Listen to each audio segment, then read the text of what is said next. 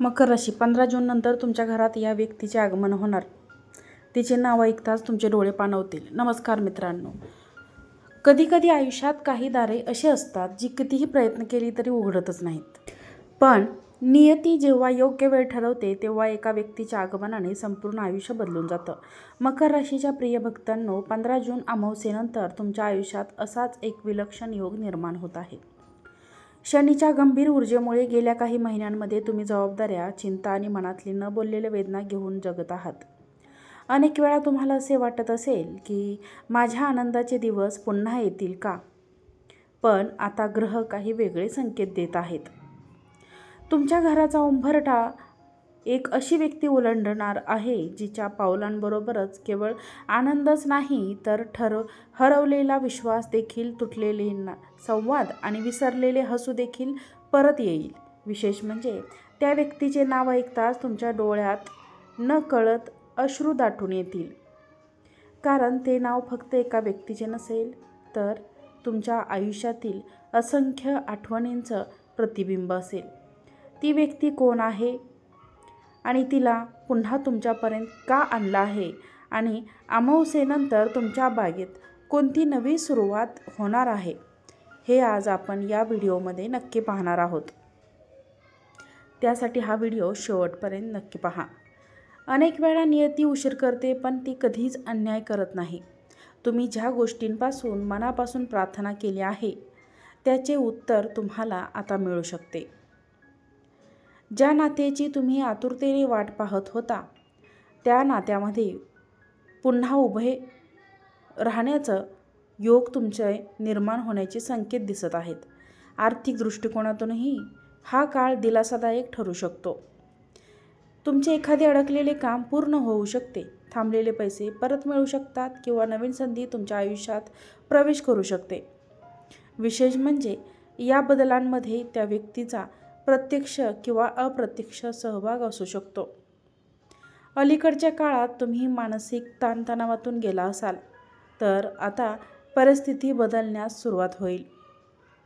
तुमच्या मनातील दुःख समजून घेणारे आणि तुमच्यावर निस्वार्थ प्रेम करणारे व्यक्ती तुमच्या जवळ येतील.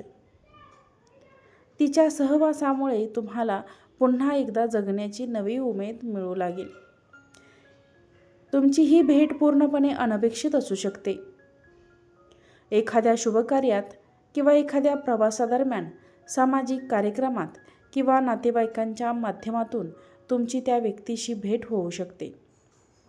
सुरुवातीला तुम्हाला यावर विश्वास बसणार नाही, पण नंतर तुम्हाला जाणवेल की हा योगायोग नसून नियतीचा संकेत आहे. मित्रांनो, मात्र छोटीशी चूक हे शुभफळ तुमच्यापासून दूर नेऊ शकते. ती चूक कोणती आहे पुढील व्हिडिओमध्ये आपण जाणून घेणार आहोत. या काळात राग, अहंकार आणि जुने वाद पुन्हा उकरून काढणे टाळा.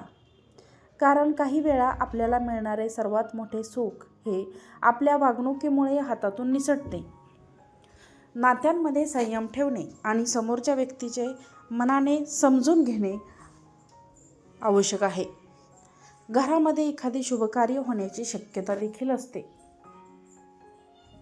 आणि एखादा आनंदाचा समारंभ, कौटुंबिक मेळावा किंवा चांगली बातमी घरातील प्रत्येक सदस्याच्या चेहऱ्यावर हास्य फुलवू शकते. या आनंदामध्ये त्या व्यक्तीची उपस्थिती विशेष महत्त्वाची ठरते. प्रिय भक्तांनो, आणखी एक महत्त्वाचा संकेत असा आहे की या व्यक्तीच्या आगमनानंतर तुमच्या घरातील वातावरणामध्ये केवळ भावनिक बदल होणार नाही तर मानसिक शांतताही वाढू लागते. अनेक दिवसापासून घरात असलेली अस्वस्थता, प्रत्येक छोट्या गोष्टीवरून होणारे वादविवाद आणि एकमेकांबद्दल निर्माण झालेली दुरावेची भावना हळूहळू कमी होईल. तुम्हाला असे जाणवेल की जणू एखाद्या सकारात्मक ऊर्जेने संपूर्ण घर व्यापून टाकले आहे. विशेष म्हणजे या काळात घरातील ज्येष्ठ व्यक्तींचे मार्गदर्शन तुम्हाला मोठा आधार देईल.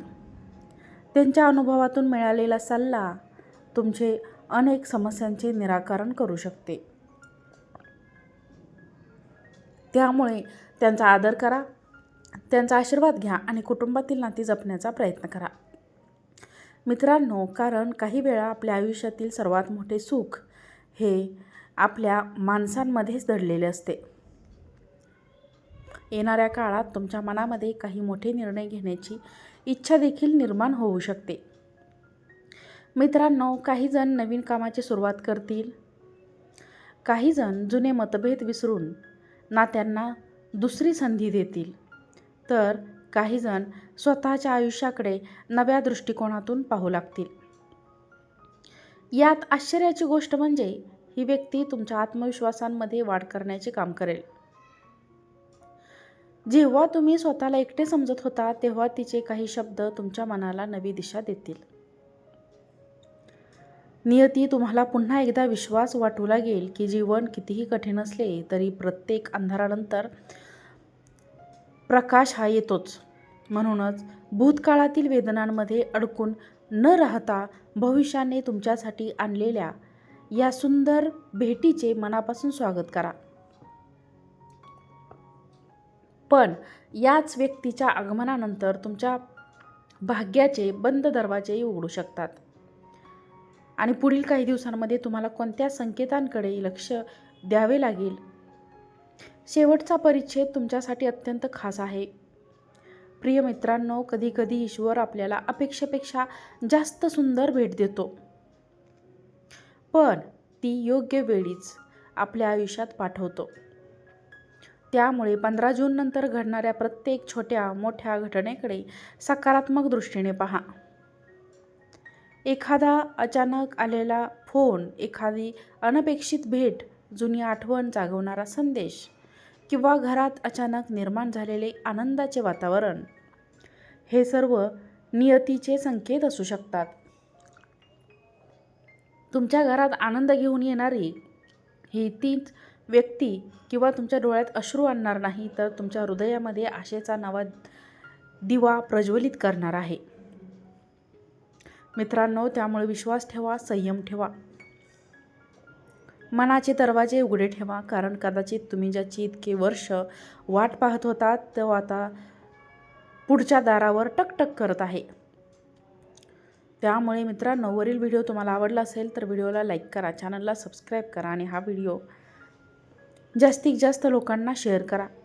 आजचा व्हिडिओ पाहिल्याबद्दल तुम्हा सर्वांचे मनापासून खूप खूप धन्यवाद. श्री स्वामी समर्थ. जय जय स्वामी समर्थ.